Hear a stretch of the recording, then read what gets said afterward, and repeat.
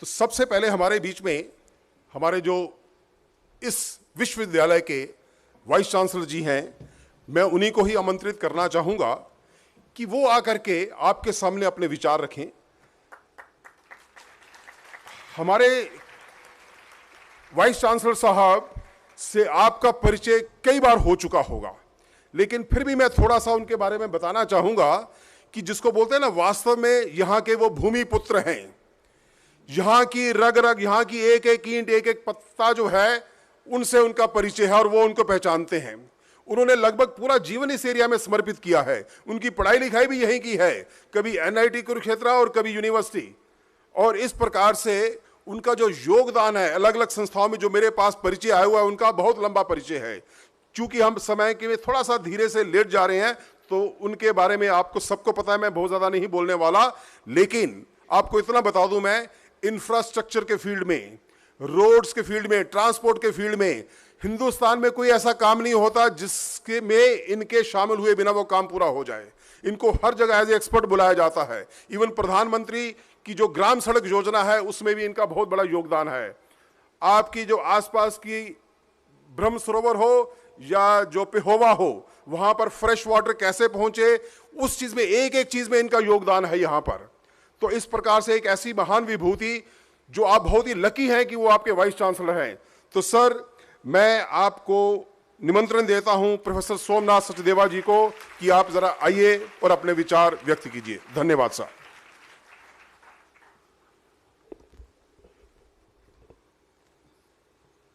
आप सभी को मेरा नमस्कार। आज के इस कार्यक्रम के मुख्य अतिथि महामहिम राज्यपाल हरियाणा एवं माननीय कुलाधिपति कुरुक्षेत्र विश्वविद्यालय Kurukshetra Shri Bandaru Dattatreya ji, chairman Haryana state higher education council professor Brij Kishore Kuthiala ji, lieutenant general VK Chaturvedi ji, professor GS Murthy ji, doctor Sanjeev Sharma, professor Anil Vashisht एवं सभागार में उपस्थित हमारे डिस्टिंग्विश्ड गेस्ट, जिसमें मुख्य रूप से मैं देख पा रहा हूँ हमारे बीच में professor BV Ramanna Reddy, NIT Kurukshetra के डायरेक्टर हैं, बहुत बड़े शिक्षाविद हैं, admiral Ramanpuri ji, brigadier Bhuvnesh Chaudhary, doctor TN Jha, colonel Bora, Shri RVS Mani, Shri Bajrang Bagra, Shri Shashank Shekhar, और इनके साथ हमारे विश्वविद्यालय के सभी डीन्स, डायरेक्टर्स, चेयरपर्सन्स, हमारे कुरुक्षेत्र के डिप्टी कमिश्नर साहब, हमारे programme NSS officers, programme counsellors, youth red cross के हमारे सभी counsellors, esteemed faculty members, volunteers of NSS, youth red cross, eco club, NCC cadets, media बंधुओं एवं उपस्थित सभी महानुभाव विद्वतजन, आज के इस यूथ फॉर नेशन कार्यक्रम में कुरुक्षेत्र विश्वविद्यालय की तरफ से आप सबका बहुत बहुत स्वागत, अभिनंदन।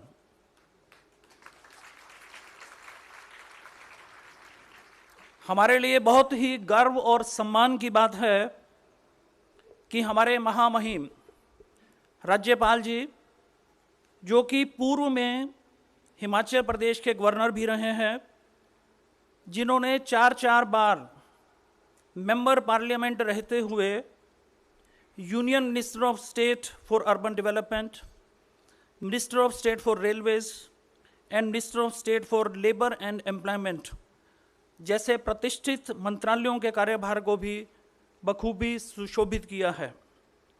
आज जिनके मार्गदर्शन में हरियाणा के सभी विश्वविद्यालयों में नेशनल एजुकेशन पॉलिसी 2020, इसको पूरे देश में सबसे पहले 2025 तक लगाने के लिए हम संकल्पबद्ध हैं।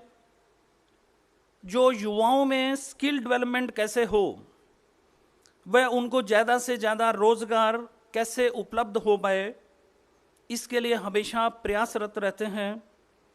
ऐसे हमारे सबके प्रेरणा स्रोत बहुत ही सरल हृदयी, आत्मीयता से भरपूर माननीय कुलाधिपति श्री बंडारू दत्तात्रेय जी हमारे बीच में उपस्थित हैं। आपका बहुत बहुत स्वागत, अभिनंदन।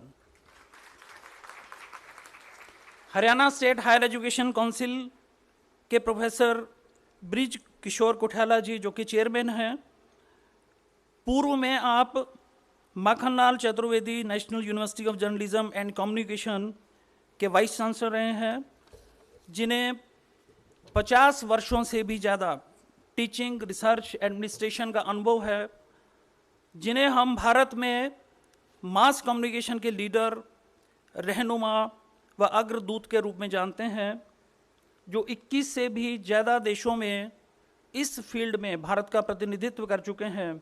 ऐसे हम सबके आदरणीय श्रीमान कुठाला जी का हार्दिक स्वागत, अभिनंदन। Lieutenant general VK Chaturvedi ji, जो कि परम विशिष्ट सेवा मेडल, अति विशिष्ट सेवा मेडल, सेना मेडल से सुशोभित हैं, जिन्होंने 1971 की वॉर के साथ साथ ऑपरेशन रक्षक, ऑपरेशन पराक्रम जैसे बहुत से सेना के अभियानों में अपनी वीरता का बखूबी परिचय दिया है, जो कि master of philosophy, MSc in defence studies, master of management and PG diploma in business management जैसी योग्यताओं से भी अलंकृत है। आपका बहुत बहुत अभिनंदन। प्रोफेसर जीएस मूर्ति, जिन्हें 36 साल से भी ज़्यादा आंध्र यूनिवर्सिटी में टीचिंग, रिसर्च एंड एडमिनिस्ट्रेशन का अनुभव है, न्यूक्लियर केमिस्ट्री में आपकी विशेषज्ञता है, सेल्फोर्ड यूनिवर्सिटी मैनचेस्टर यूके में आप विजिटिंग प्रोफेसर रहे हैं, सोशल सर्विस एक्टिविटी में आप बहुत सक्रिय हैं। आपका बहुत बहुत स्वागत, अभिनंदन। सभागार में उपस्थित प्रोफेसर बीवी रमन्ना रेड्डी जी, आप एनआईटी के डायरेक्टर हैं, उच्च कोटि के शिक्षाविद हैं। आपका बहुत बहुत स्वागत, अभिनंदन। आज हमारे लिए बहुत ही हर्ष का विषय है कि youth for nation Haryana chapter के उद्घाटन के लिए हम सब यहाँ एकत्रित हुए हैं। यूथ फॉर नेशन एक ऐसा राष्ट्रीय मिशन है जिसमें आर्म्ड फोर्सेस के senior veterans, academicians, researchers, scientist, bureaucrats, lawyers, जजेस, industry professionals, authors, artist, social activist जैसे बुद्धिजीवी लोग जुड़े हुए हैं। इस मिशन का उद्देश्य युवाओं में राष्ट्र प्रेम की भावना को जागृत करना, उन्हें राष्ट्र के निर्माण के कामों में लगाना व इसके द्वारा आत्मनिर्भर हरियाणा व आत्मनिर्भर भारत के लक्ष्य को प्राप्त करना है। आत्मनिर्भर भारत की बात करें तो सिंपल शब्दों के अंदर इसका मतलब है गरीबी मुक्त भारत एवं संपूर्ण रोजगार युक्त भारत। आज हमारे पास विश्व में सबसे ज़्यादा युवा शक्ति है। एक अनुमान के अनुसार 15 से 35 वर्ष की आयु के बीच हमारे पास लगभग 37 करोड़ युवा हैं, जो पूरे विश्व में सबसे ज़्यादा हैं। विभिन्न क्षेत्रों में बेजोड़ तरक्की के बावजूद भी इन 75 सालों के अंदर जब हम अपना आज़ादी का अमृत महोत्सव मना रहे हैं तो हम देखते हैं कि हमारी रोज़गार देने की दर, जो हमारी जीडीपी की ग्रोथ है या जो अदरवाइज हमारी इकोनॉमी की एक बहुत साउंड कंडीशन है, ये रोज़गार देने की दर उसको मैच नहीं कर पा रही है। बेरोज़गारी की दर 7 से 9% तक बनी हुई है और जो हमारे ज़्यादा पढ़े लिखे ग्रेजुएट्स और पोस्ट ग्रेजुएट्स हैं वहाँ पर तो कहीं कहीं ये 19 से 20% भी है। अगर हम अपनी इस युवा शक्ति को उनके अंदर स्किल डेवलप करके उन्हें स्वरोजगार व एंटरप्रेन्योरशिप के लिए प्रेरित करके उन सबको रोजगार युक्त कर दें, तो मेरा मानना है कि कोई भी हमें विश्व में महाशक्ति बनने से नहीं रोक सकता। इसी क्रम में आज विश्वविद्यालय में भी एक इंक्यूबेशन सेंटर की शुरुआत की गई है माननीय राज्यपाल जी द्वारा, जिसके लिए कुरुक्षेत्र विश्वविद्यालय, हम सब लोग आपके बहुत बहुत आभारी हैं। माननीय कुलपति जी को बताना चाहूँगा कि राष्ट्रीय शिक्षा नीति NEP 2020 आपके दिशा निर्देशों अनुसार, आपके मार्गदर्शन में हम लोग 2025 तक अपने विश्वविद्यालय में और इसके सभी एफिलिएटेड कॉलेजेस में लगाने जा रहे हैं। और कुरुक्षेत्र विश्वविद्यालय पूरे प्रदेश में इसको लगाने के लिए एक अग्रणीय भूमिका निभा रहा है। हम अपने कैंपस में जो अंडर ग्रेजुएट्स प्रोग्राम है NEP 2020, इसको इसी वर्ष से, इस एकेडमिक प्रोग्राम 22-23 से लागू करने जा रहे हैं और नेक्स्ट ईयर से अपने सभी एफिलिएटेड कॉलेजेस के अंदर भी इसको हम लोग लगा देंगे, ऐसा हमने संकल्प किया हुआ है। रोजगार सृजन के लिए भी हम विशेष रूप से प्रयासरत हैं। वह इस समय Haryana state higher education council के मार्गदर्शन में अन्य सामाजिक संगठनों के साथ मिलकर आत्मनिर्भर हरियाणा अभियान को सभी यूनिवर्सिटीज़ व कॉलेजेस में चला रहे हैं। इसमें हम लोग जिन बिंदुओं पर काम कर रहे हैं उसमें है, सबसे पहले तो इसमें मोडेलिटीज़ हैं जिसको हम 3 यंत्र के नाम से जानते हैं, जिसमें से पहला तो है कि जिले में कृषि क्षेत्र व लघु उद्योग क्षेत्र आदि की समस्याओं से परिचित होना, क्योंकि हम जानते हैं कि हमारा मैक्सिमम रोजगार कृषि क्षेत्र और लघु उद्योग के माध्यम से आ रहा है, लगभग 80% के करीब स्वरोजगार के माध्यम से। तो उनकी प्रॉब्लम्स को जानना और उनके समाधान को खोजना, व उस जिले की जो भी क्षमताएं हैं इन क्षेत्रों में या किसी दूसरे क्षेत्र के साथ भी, उन क्षमताओं को, उन पोटेंशियल्स को पहचान कर उसको एक्सप्लॉइट करके मैक्सिमम रोजगार सृजन कैसे हो सकता है, इस पर काम करना। इसका दूसरा बिंदु है कि प्रत्येक जिले में एक विश्वविद्यालय में, अगर विश्वविद्यालय वहाँ पर है, नहीं तो किसी भी बड़े महाविद्यालय के अंदर, किसी कॉलेज के अंदर रोजगार सृजन केंद्र की स्थापना करना। और मैं बताना चाहूँगा कि हमने अपने सभी 22 के 22 जिलों में पूरे प्रदेश पे Haryana state higher education council के तत्वाधान में इन रोजगार सृजन केंद्रों की स्थापना जहाँ पर नहीं थी वहाँ अभी कर दी गई है।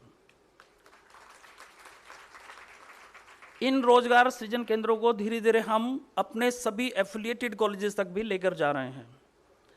और इसमें तीसरा बिंदु है जो कि बहुत महत्वपूर्ण है, अपने युवाओं को रोजगार की वास्तुस्थिति से अवगत कराना, वे उन्हें स्वरोजगार के लिए प्रेरित करना, एंटरप्रेन्योर बनने के लिए प्रेरित करना।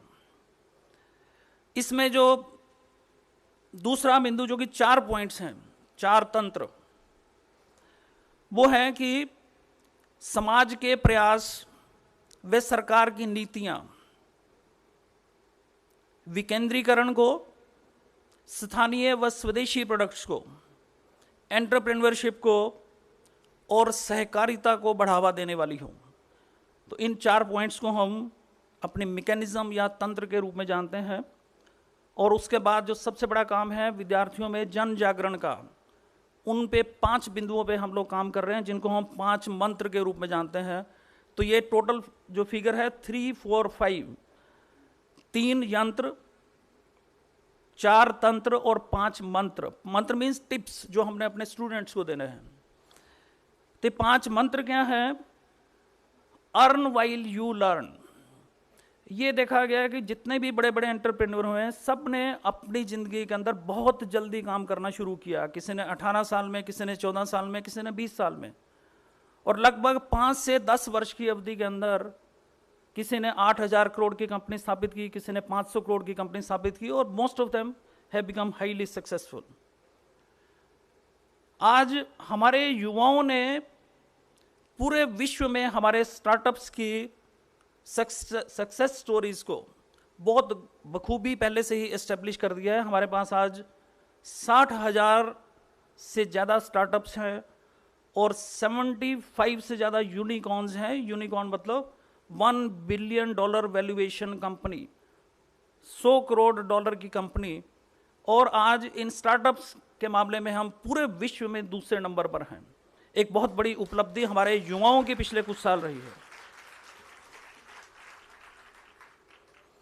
दूसरा पॉइंट, जो दूसरा बिंदु, दूसरा मंत्र हम अपने स्टूडेंट्स को देते हैं, don't be job seeker, be the job provider. आप नौकरी मांगने वाले मत बने, नौकरी देने वाले बने।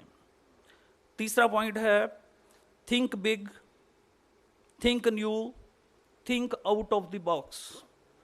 आपके ideas they lead to knowledge creation. NEPB हमारी नॉलेज क्रिएशन की बात करती है, और नॉलेज क्रिएशन के माध्यम से हम अपनी इकोनॉमी को बहुत ऊपर तक लेके जा सकते हैं। चौथा पॉइंट इसमें है, be passionate, hard working, techno savvy and risk taking. अगर आप एंटरप्रेन्योर बनना चाहते हैं तो रिस्क टेकिंग कैपेबिलिटी आपके अंदर होनी चाहिए। तो इस तरह की चीज़ों को इनकलकेट हम अपने स्टूडेंट्स में करें। और इसमें पांचवा पॉइंट है, हम कोई भी काम करें उसमें नेशन फर्स्ट, स्वदेशी must, be vocal for local. इनका हम लोग ध्यान रखें। हमेशा राष्ट्र प्रथम की भावना से काम करें। जहां तक संभव हो सके इच्छा से देसी वस्तु खरीदें। जरूरत के अंदर स्वदेशी, देसी का मतलब कुरुक्षेत्र में बनी हुई। अगर आप कुरुक्षेत्र के रहने वाले हैं, जरूरत है तो आप यमुनानगर, मुंबई, चेन्नई के भी ले सकते हैं। और केवल मजबूरी के अंदर ही आप विदेशी खरीदें। तो इस चीज़ को हम सब ने समझना है, तभी हम लोग वोकल फॉर लोकल रहते हुए अपनी लोकल प्रोडक्ट्स को ग्लोबल लेवल तक लेके जा सकते हैं। हम देखते हैं कि आज जो यूथ फॉर नेशन का, जिसका हरियाणा चैप्टर का उद्घाटन यहाँ पर, जिसके लिए हम सब लोग एकत्रित हुए हैं, इनका उद्देश्य और जो हम लोग काम कर रहे हैं वो लगभग एक जैसा है। और अभी यूथ फॉर नेशन के साथ मिलकर काम करने में मुझे लगता है कि हमारे इस काम में और भी गति आएगी, और हम अपने जो राष्ट्र प्रेम की भावना हमारे स्टूडेंट्स के अंदर जागृत हो, और वो किसी भी अवस्था में एक नेगेटिव डायरेक्शन में नहीं जाए। इन उद्देश्यों को पाने में हम अवश्य ही कामयाब होंगे। Youth for nation Haryana chapter के उद्घाटन की आप सबको बहुत बहुत बधाई। इसकी सफलता के लिए मेरी बहुत बहुत शुभकामनाएं। आप सब महानुभाव यहाँ पधारे, इसके लिए बहुत बहुत धन्यवाद। जय हिंद, जय भारत।